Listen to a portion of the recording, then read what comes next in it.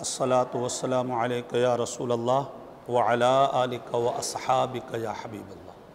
सवाल हुआ कि मय्यत का आधा जिस्म मिले तो गुस्ल का क्या हुक्म है।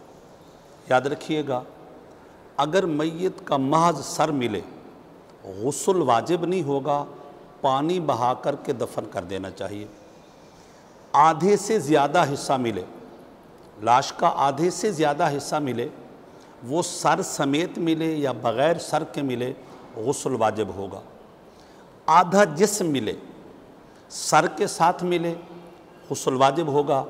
बग़ैर सर के मिले तो गुस्ल वाजिब नहीं होगा।